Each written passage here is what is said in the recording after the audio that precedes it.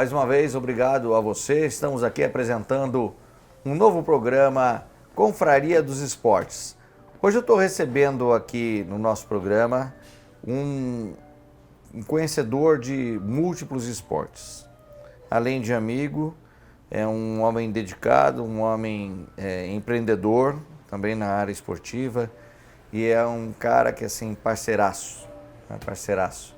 A gente se conheceu de uma maneira diferente, que vocês vão saber aqui no decorrer do programa. É muito interessante e eu fui me aprofundando no que ele podia conhecer e na amizade com ele. Edu Vela, obrigado por ter aceito o nosso convite, obrigado por estar aqui hoje. Greg, você sabe que quando você chamar, eu vou. Onde você chamar, eu vou. Para falar de esporte, então, aí a gente está à disposição, passar uma tarde gostosa. Muito obrigado pelo convite. Obrigado a você, Edu. Tu, a nossa ideia de confraria, na verdade, esse programa Confraria dos Esportes, que é bem recebido aqui no Espaço Livre Café Bar, é justamente discutir esportes de uma maneira geral. Tanto você quanto eu, quanto outros esportistas do Brasil inteiro, sabemos a importância que o futebol, né, seja ele hoje masculino e feminino, que vem ganhando um espaço bom, ainda bem, ocupa no nosso calendário e também nas nossas TVs abertas e em tudo que a gente tem direito. Mas a ideia principal da Confraria dos Esportes é discutir outros esportes e, além de modalidades, né, difundir como é que o esporte vem acontecendo no Brasil, no mundo, quando a gente pode, por exemplo, com você, a gente que é um conhecedor mais a fundo dos esportes, a gente pode falar de um monte de coisas. Mas eu queria primeiro começar, que você se apresentasse, Edu. Como é que começou? Como é que o Edu Vela começou, né? A trajetória do Edu Vela até hoje, que é um empresário bem-sucedido no meio esportivo? Hoje eu costumo me apresentar assim, né? Eu sou pai de 3 filhos, porque eu sempre me apresentei com a minha formação e experiência profissional, então hoje estou na ponta do que eu imaginava. Mas de trás para frente, eu sempre fui um praticante de esporte. Minha família, eu tenho na família desde avô, que jogou futebol muito tempo, no interior de São Paulo, até tios que experienciaram esportes radicais, surf, skate, o próprio futebol, futsal, handball. Então eu vivi nesse meio. Estudei no Conselheiro Crispiniano, que é um colégio aqui de Guarulhos, na época onde tinha Olimpíadas Colegiais bastante forte, e ali eu tive contato com outros esportes, exemplo, o atletismo, né? E aí não tinha como, eu lembro do professor fazer uma dinâmica no 9º ano, né? Antiga 8ª série. Que vocês querem ser quando crescer, saírem da escola? Eu falei, jogador de futebol ou professor de educação física. Ele falou, vamos fazer uma enquete aqui, jogador de futebol. Pô, eu achei que minha sala ia me dar aquela... Olhei pra trás, ninguém tinha levantado a mão. Eu falei, pô, só tô fazendo parte do time da sala, viu? Então, já comecei a encaminhar para a questão de estudar educação física. Aí vim fazer educação física na FIG e me apaixonei bastante pela anatomia.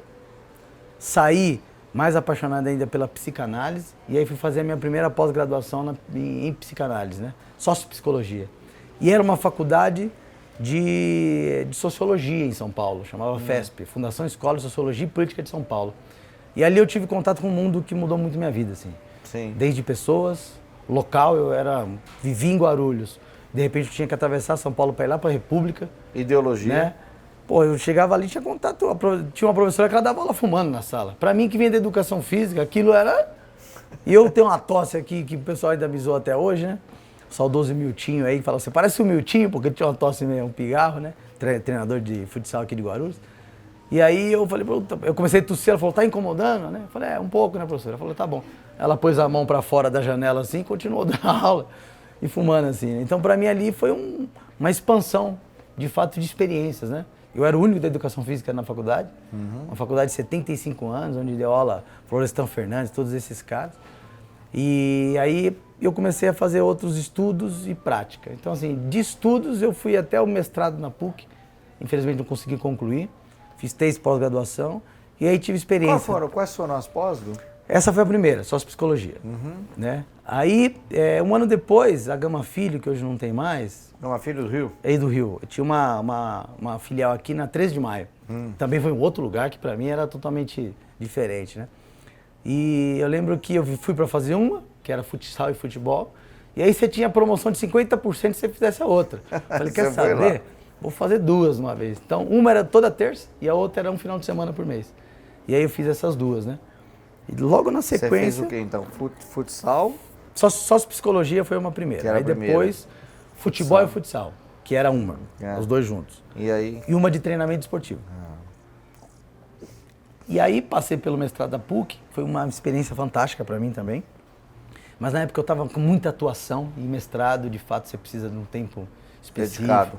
Então, bom, a gente está aqui numa livraria, quando você vê um livro escrito, né, uma tese defendida, pode ter certeza que foi muito suado isso, né?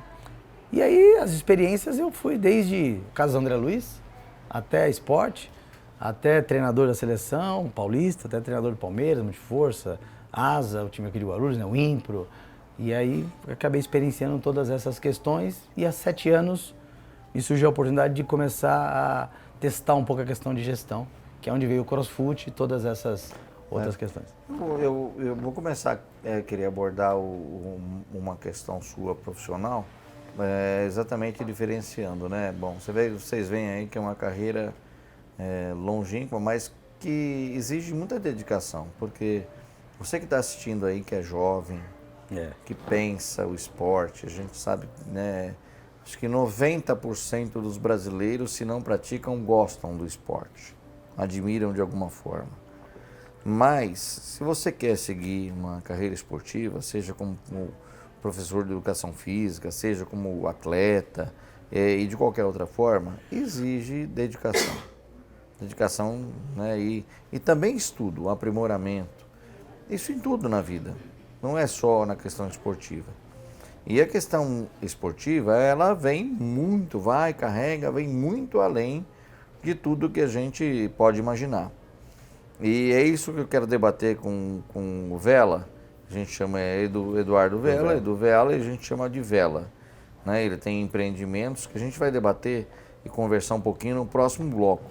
Que a gente espera ter você aqui, né, junto com a gente, podendo saber o que mais faz o Edu Vela e a concepção de esportes que o Vela tem. Até daqui a pouco.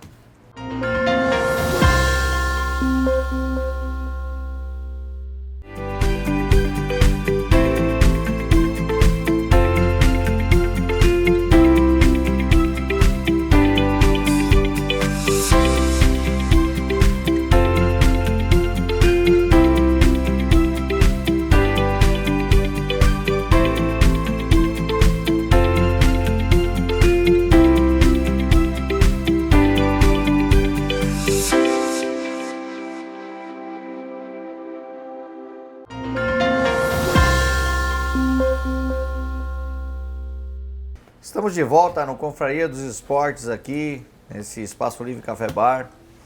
Du, eu queria saber um pouco de você.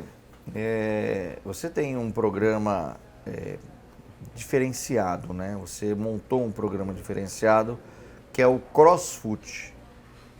O CrossFoot é um conceito. O CrossFit é muito mais uma academia, uma definição, outras coisas. Então a sua marca, a marca que você difundiu no Brasil, é o CrossFoot. Conta pra gente o que é o que é o CrossFoot, né? Como é que ele funciona, como é que você pode oferecer, inclusive pode falar, por favor, né? Como é que quem aqui no Brasil e no mundo se interessar, estiver vendo a gente, mas especialmente o conceito do CrossFoot, como ele funciona, o que precisa, tudo isso. Fala pra gente. E por que você decidiu montar esse projeto? As pessoas geralmente falam modalidade CrossFoot, né? Eu corrijo e falo, é um programa, como você bem disse. Estou citando. É um programa de condicionamento físico, performance e bem-estar, né? Eu sempre trabalhei com futebol, que eu falei no primeiro bloco nosso aqui, futebol futsal. E aí, as pessoas, tem um grande índice, Greg, de lesão de pessoas que jogam futebol final de semana, na semana, com os amigos. Alto rendimento ou baixo? Tanto faz. Baixo, amador. É normal, né? amador ou alto rendimento? Porque às vezes o cara já jogou, uma época ele já jogou, e aí ele ainda acha que o físico, né, tá no mesmo nível de performance, e não está. E aí, eu que brinco de futebol, né, vários amigos disso, ontem mesmo nós jogamos. o cara tem alguns prazeres na vida. Um deles, às vezes, é se reunir com os amigos para jogar futebol. E aí ele machuca. E aí ele tem que ficar fora desse... Então eu vendo todo esse cenário, eu falei, pô, eu já trabalho com futebol, vou montar um programa para que as pessoas que queiram se condicionar, e geralmente não gostam de academia, eu possa dar uma opção. E aí começou a fazer esse tipo de trabalho. Vieram algumas mulheres, e aí na época eu trabalhava com futebol feminino, mas eu falei, puta, não era ideia de mulher, né? Era o homem que quer jogar futebol no final de semana. Mas eu trabalhava com as mulheres, falei, pode vir, fui adaptando. Vieram as pessoas mais velhas, 67 anos me apareceu, a mãe de algumas delas que estavam treinando, falei, cara, deixa eu adaptar. O Edu, tem para as crianças? Tem, aí adaptamos. Então, enfim, ele é um programa, de fato, um conceito, como você disse. Eu tenho 2 sócios, o Gustavo e o Guilherme. O Guilherme, na época, era assessor de imprensa do Corinthians, né? Então, ele tinha um viés muito mais para a marca, e eu fui entender que, além do conceito técnico, que de fato é um programa que leva as pessoas a emagrecer, que leva as pessoas a mudarem a rotina, que leva as pessoas a se engajarem em alguma coisa, ele também tem uma marca. E quando a gente formatou um pouco mais essa marca, a gente começou com a possibilidade de expansão. Expandir.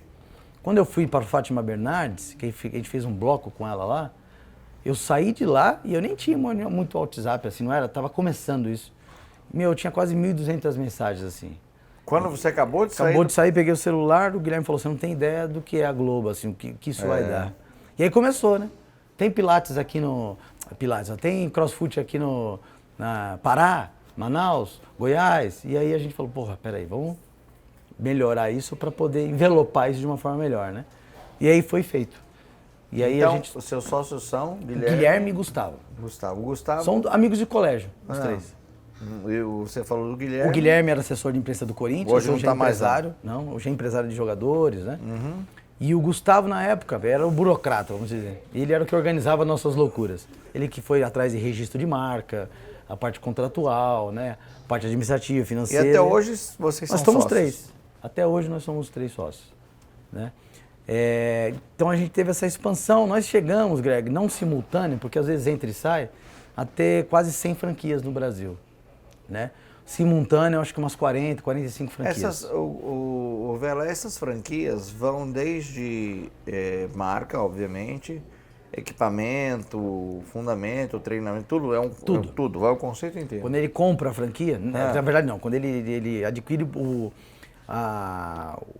direito de uso da marca aí, do conceito. É um franchise, né? Ele recebe um material já gravado, tipo um kit, telecurso tudo. que tinha antigamente.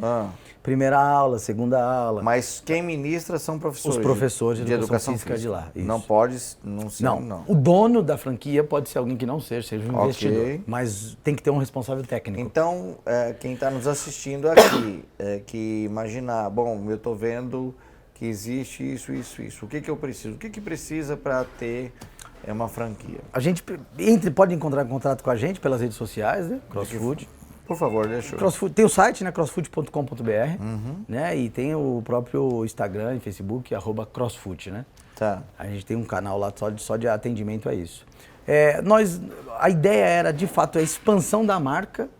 Então, algumas franquias, exemplo, eu tive a franquia do Flamengo aqui, como várias outras, né? O Flamengo do Rio. Você tem que comprar a franquia, aí você paga um royalties, aí tem multa contratual se você quiser romper. Então, a gente tentou, Greg, a ideia era facilitar esse processo. Sim. Principalmente professor de educação né? física. Então, hoje, nós estamos falando de um investimento inicial de R$350 mês, que mesmo? Os royalties, e você compra o kit.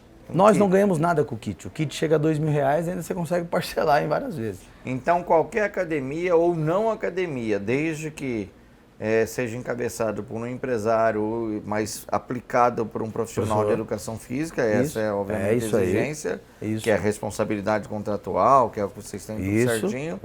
Pode, qualquer pessoa no Brasil ou no mundo, pode adquirir. Pode. A gente estava com uma franquia em Orlando, né? E aqui no Brasil, vários outros estados. Com a pandemia, regrediu um pouco, né? As pessoas acabaram ficando no momento que a gente está vivendo. Mas ela também, o CrossFoot, tenho certeza, e isso vem acontecendo, que a expansão dele é justamente por conta das características.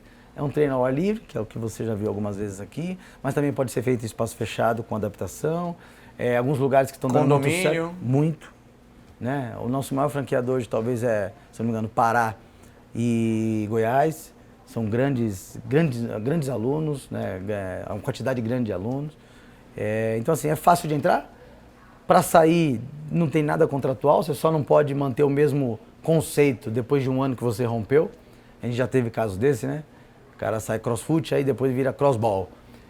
Mas o que a gente percebeu é que é o seguinte, também tem uma marca. E isso eu vim aprender com o Guilherme, que é do marketing, que é do jornalismo. Para além também do conceito específico, tem uma marca. Então o crossball não é crossfoot, né? Então, assim, ele compra a marca. Pra gente que é, bom, né, que sou de comunicação, como você sabe, tudo.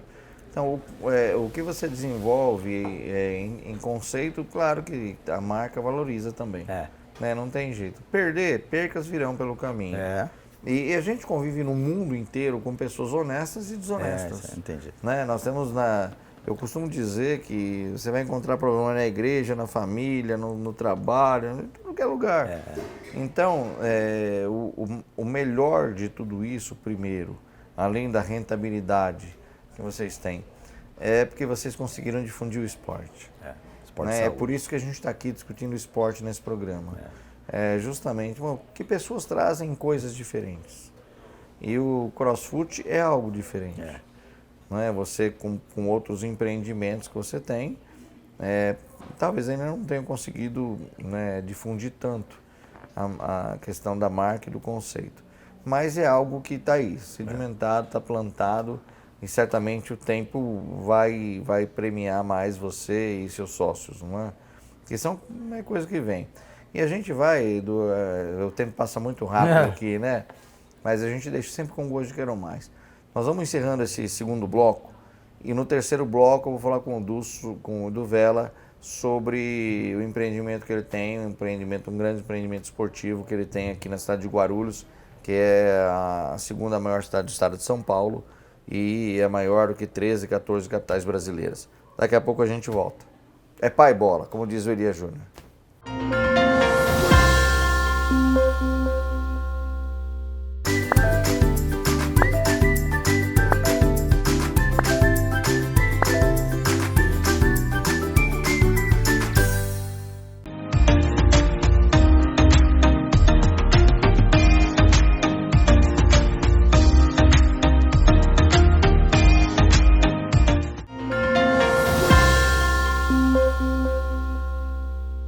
De volta aqui no nosso programa Confraria dos Esportes, com o nosso convidado de hoje, Eduardo Vela, o meu amigo Vela.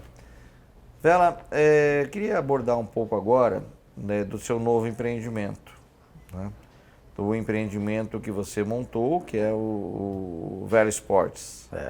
Vela Esportes, que ocupa um espaço privilegiado na cidade de Guarulhos, com muito investimento, com seus sócios, né? Você pode falar dele, inclusive. E você foi aprimorando a cada tempo, né? Passar de 2 anos já, não sei. 2 anos, 2 anos. Mas conta pra gente, conta o conceito, por quê, né? Quem você foi procurar com essa ideia que a princípio parece ousada, e é ousada mesmo, né? Para o que a gente tem aqui na cidade. Então fala um pouco pra gente aqui, pro telespectador, para quem está nos ouvindo, nos vendo, inclusive, aqui.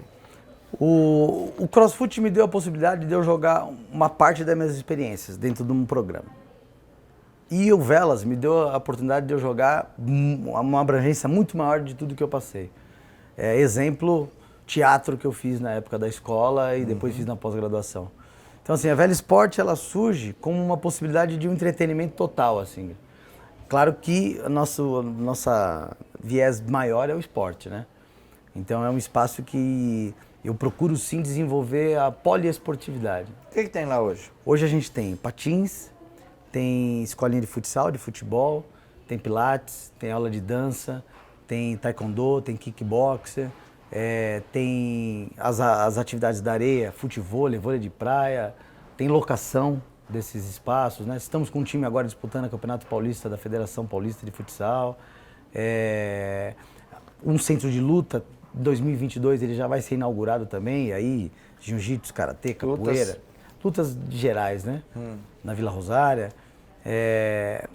Tem um restaurante, um bar lá, que ali para mim é onde, como funciona até os cowork, assim, né? É um espaço de convivência. Ali para mim é o espaço de convivência, né?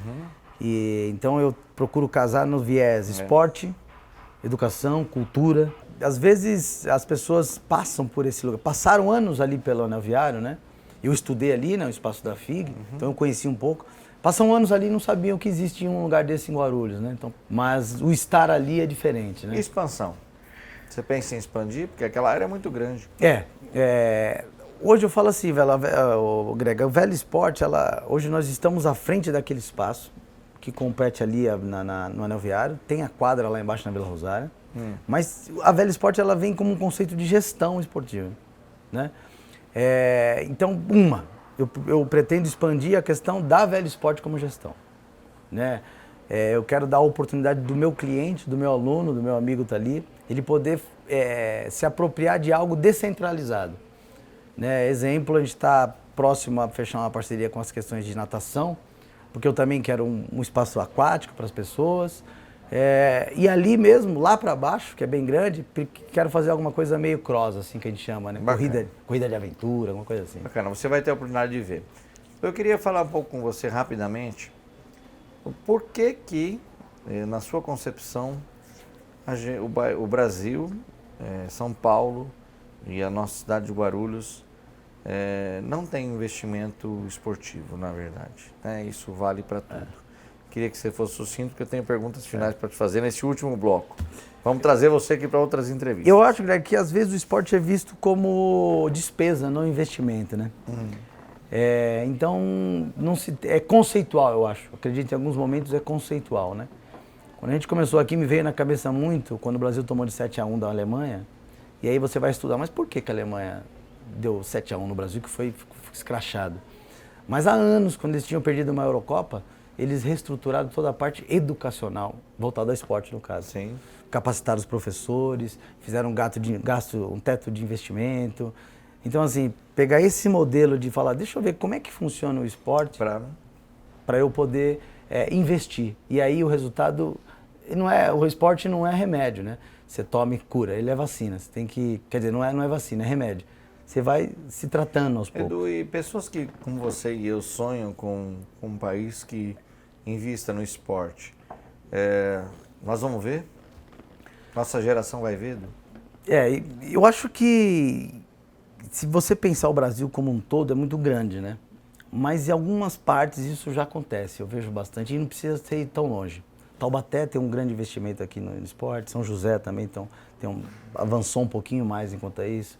Né? O sul do país tem algumas cidades, exemplo, a própria convidada que virá depois, a Aninha, Chapecó, futsal feminino, tem um bom investimento, Brusque.